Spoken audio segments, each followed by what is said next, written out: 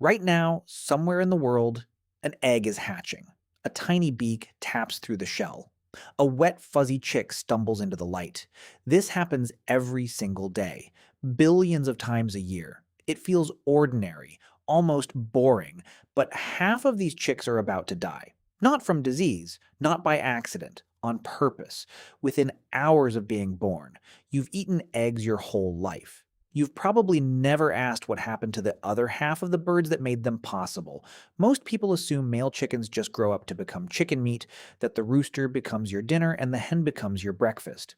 Simple, tidy, makes sense. That is not what happens, not even close. The real answer involves a machine the size of an SUV, a practice the industry calls culling, and a secret so well kept that in one consumer study, only 11% of people had ever heard of it. Stay till the end, because the reason this happens will change how you look at your next carton of eggs. Here's the first thing you need to understand. Not all chickens are the same chicken. Over the last 100 years, humans split chickens into two separate machines. One breed exists to grow meat, fast and heavy. The other exists to lay eggs over and over for months. The meat breed is called a broiler. It reaches market weight in 5 to 8 weeks. Its whole body is built around one job: pack on muscle as fast as possible. The egg breed is the opposite. She stays lean. Her energy doesn't go into her body, it goes into her ovaries. A single egg-laying hen can produce an egg almost every single day for over a year. Two breeds, two purposes. And that split is the whole problem. Because when an egg-laying hen hatches her chicks, half of them are male. And a male chick from an egg-laying breed is stuck between two worlds. He'll never lay an egg. His body wasn't built for it, but he also wasn't built to grow meat. He stays small, stringy, slow. Feed him for weeks and he still won't reach a fraction of the size a broiler reaches in the same time. So what happens to him? Here's the part most people never picture. Workers sort the newly hatched chicks by sex, sometimes within hours of hatching. The females go one way, toward a life of laying eggs. The males go another way, toward a machine. In the United States alone, roughly 300 million male chicks are killed every year this way. Globally, that number climbs past 6 billion. 10 chicks, gone every single second, somewhere on Earth. The method has a clinical name: maceration. It means dropping the chicks into a high-speed grinder. Chickens aren't covered by the laws that protect other farm animals from slaughter, so the industry has long called this the most humane option available. Instant. No pain, they say.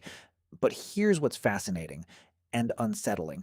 Almost nobody outside the industry knew any of this was happening. Not because it was hidden in some conspiracy, it was hidden in plain sight, buried under the word culling, a term that sounds clinical enough to slide past most people's imagination. So why not just raise the males for meat? Feed is feed. A chicken is a chicken, right? Wrong. And this is where it gets strange. Because of decades of selective breeding, a male layer chick needs almost as much feed as a broiler chicken, but he never reaches broiler size. Farmers would be spending real money to grow an animal that comes out smaller, tougher, and less profitable than the chicken already sitting on shelves. From a purely economic lens, every day he stays alive is a loss. That's the twist most people never see coming. These animals aren't killed because they're worthless in some abstract sense. They're killed because an entire global food system was engineered, breed by breed, generation by generation, to make males in this specific lineage a mathematical dead end. Humans didn't stumble into this problem. We built it. On purpose. One selective breeding decision at a time. So what's changing? This is where the story gets genuinely surprising. Because in December of 2024, a machine the size of an SUV started running in a hatchery in Iowa. It was built by a German company called Agri Advanced Technologies after more than a decade of development. The machine doesn't wait for the chicks to hatch at all. It scans fertilized eggs, still unhatched, and determines the sex of the embryo inside. If it's male, that egg is removed before the chick ever develops enough to hatch. Only female eggs go on to become fully grown chicks. It's called in-ovo sexing. And it means the sorting happens before there's a fuzzy, breathing, chirping animal in the equation at all. The Iowa hatchery processes about 387,000 eggs a day. It's the largest hatchery in the country, and that one machine is only the beginning. In Europe, roughly 15% of laying hens were already hatched using in-ovo sexing technology by 2023. Some producers have gone even further. A company called Kipster sells eggs where every hen has been hatched this way from day one. Another producer, working with the nonprofit certified Humane, spent 3 years building a supply chain around it, stamping cartons with a label that says humanely hatched. Here's the thing though, this technology has existed in some form for years. So why did it take this long to actually reach store shelves?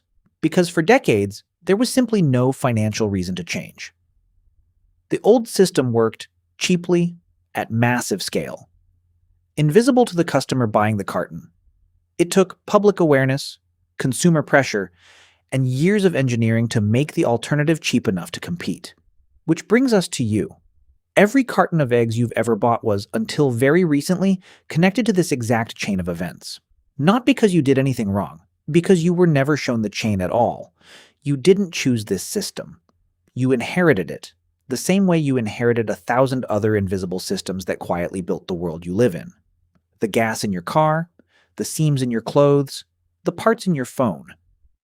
Somewhere behind almost everything you touch, there's a chain of decisions nobody ever showed you. That's the uncomfortable truth underneath this whole story. It was never really about chickens, it's about how easily an entire species can build a system so efficient, so invisible, that even the people living inside it every day have no idea it exists. The male chicks never got a choice. But now for the first time you do. And the next time you crack an egg into a pan, you might just remember what it took to get there.